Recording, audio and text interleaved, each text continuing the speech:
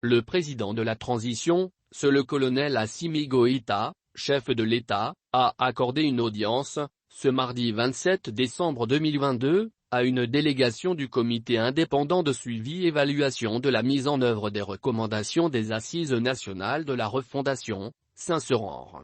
Elle était conduite par Mamadou Tioulé Diarra, coordinateur général du comité.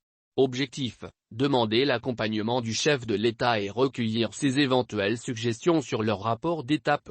Installé depuis juillet 2022, le Saint-Seuran vient de produire un rapport d'étape, dont le contenu renferme des questionnements.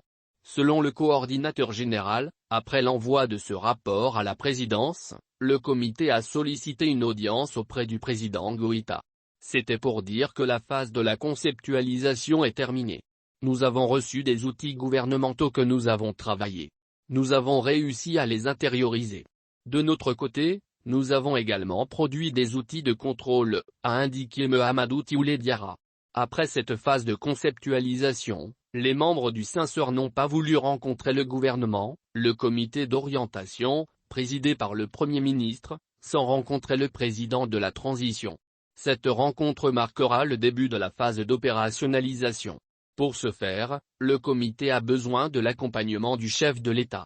Le président de la transition a souhaité que le Saint-Seuran, qui est un instrument suggéré pendant les Assises nationales de la refondation, soit plus près du peuple.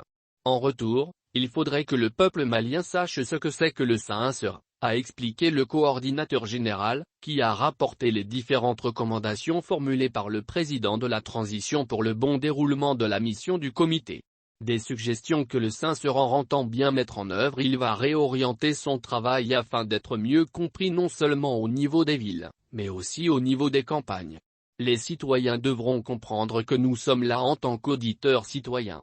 Nous sommes des surveillants de la mise en œuvre des recommandations des Assises nationales parce qu'il faudrait que ces recommandations servent à quelque chose, sinon les Maliens ne comprendraient pas pourquoi ils se sont réunis, du 02 au 31 décembre 2021.